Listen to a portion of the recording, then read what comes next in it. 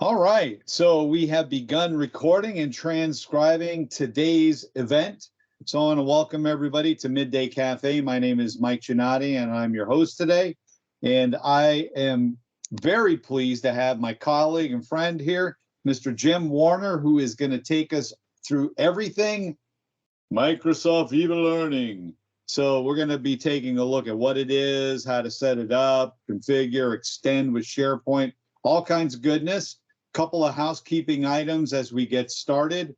I'll be coming in a moment, but if you have questions during the event, feel free, use the hand raise function, and I can unmute you, and then we'll put you back into your mute status. Or if you want to type something into the chat, we'll be monitoring that as well. And so I have that open, and I can certainly go ahead and tee up your questions from that as we go along. But very excited. I want to get to the meat of today. So without further ado, Jim, you want to introduce yourself and take it away? Yeah, thanks, Mike. Yeah, I'm Jim Warner. I'm a Teams technical specialist. So I focus in on Teams, calling, meetings, but I also am what we call a Viva champion. And, I like talking about Viva. It's a great new product. Employee experience platform, and I'm hoping that what I can pass along today is going to help as far as some of the things that we're seeing out in the workforce.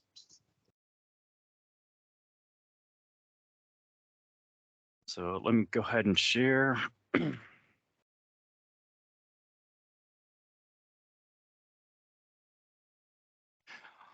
All right.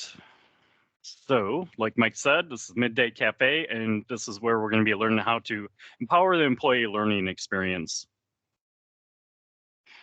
So one of the things that we're seeing as organizations are struggling right now, they're struggling with retaining employees. There's a disconnect between organizations and their employees. There's a lack of sense of belonging, and really this drives towards the employee well-being. And as our great leader Satya points out, we will need to define the productivity much more broadly, inclusive of collaboration, learning, and well-being. I think this is really important as we move forward in this new world of how we're doing business, how we're meeting virtually, and how we're keeping employees engaged and keeping their well-being in mind. So we developed the employee experience platform called Viva, Microsoft Viva. There's several different modules in here, but really it's meant to provide that platform to where we can put the employee at the center and deliver experiences and drive productivity, drive well-being through the use of technology. Right now, there's 4 modules that are available in Viva. We're going to be focusing on one in particular today, but very briefly, Viva Connections is where you can drive culture and communications. Viva Insights delivers the productivity and well-being insights of what people are doing inside of the Office 365 platform. Viva Topics is almost like a delivering knowledge and expertise, and it's like a Wikipedia page for knowledge and skill sets across the organization. And coming soon is AI.io, so that will be a part of the platform. I'm not sure on the timing. I think it's coming this summer, the last time I heard.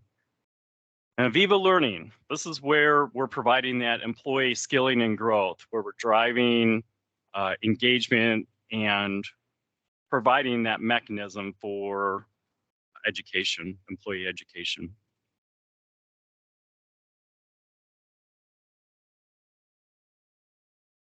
So diving a little bit deeper into Viva Learning, really what learning is supposed to deliver is the ultimate goal is learning in the flow of work. This is important as people are using certain tools or not having to switch context. This is going to sound very familiar to our Teams conversations because it relies on Teams for the delivery of learning. And the biggest piece of it is really in the flow of work. If I can deliver where people are working inside of teams and chats and meetings, if I can deliver learning right in that context without having to switch over to other systems, that's really the ultimate goal of just providing that next level of productivity enablement.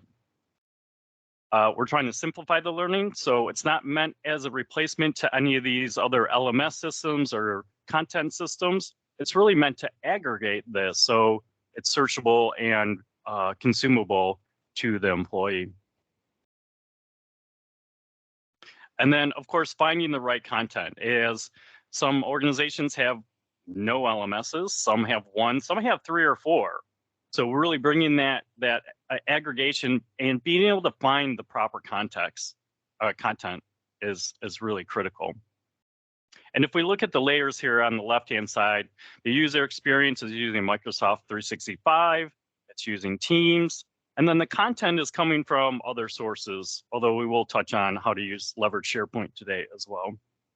And then any of the insights and deliverables, personalization is presented through Microsoft Graph, and it will have an API for that as well.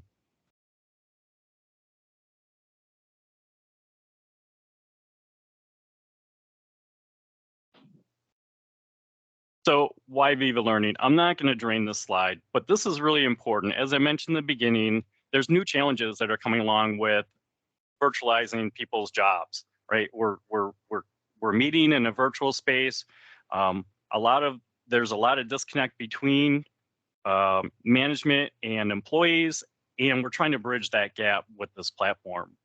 And one of the things, this one, the top one just blows my mind. 79% of CEOs say talent and skills of employees is their top issue. Yet employees only spend 1% of their work week on formal training. That's just, I mean, that screams disconnect to me, right? People are wanting to learn, they're needing to learn. In certain jobs, it's a requirement. And this could be a way to really bridge that gap. And we're trying to create a culture of learning. We're trying to make it a little bit more social, and we're trying to make the CHRO and the CLO, the Chief Learning Officer, happier as well.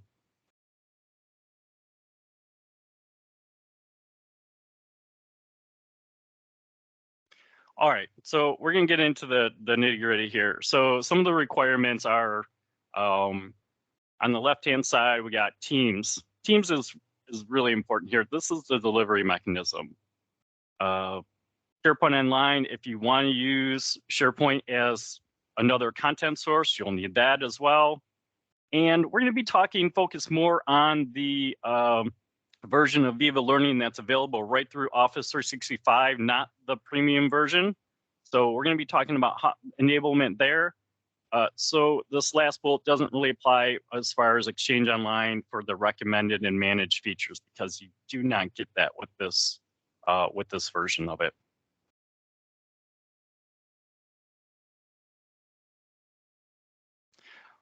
Okay, so first and foremost, by default, when Viva Learning was available in tenants globally, it was enabled. So this could already be enabled for your organization right now. But if it's not, if someone turned it off, this is what you can do to go through and enable it. It requires either a global admin role or knowledge admin role to enable this service. And you go into, actually, you know what, let's show it.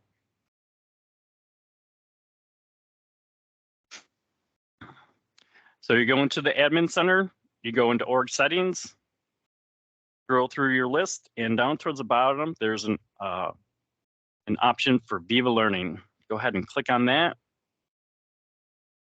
And this is where you're going to enable all your content sources.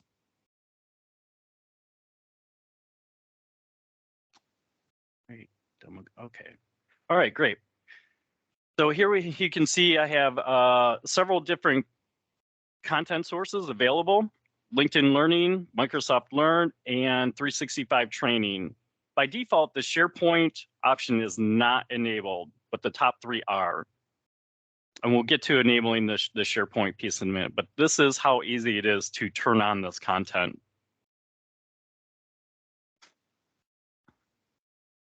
Any questions so far? Nope. Looks like we're good to go. All right. And then as far as enabling the learning content and making it visible inside of Teams, of course you can there's several different ways to do this. An end user can enable the application or find the application and pin it to their left rail, or we can enable this through Teams policy. So if you wanted to deliver this experience and enable Viva Learning and provide it on the left rail, you can do that through Teams policies. And that's done under the Manage App section inside of Teams Admin Center. And again, I'll jump to just a quick little live version of this. So in the Teams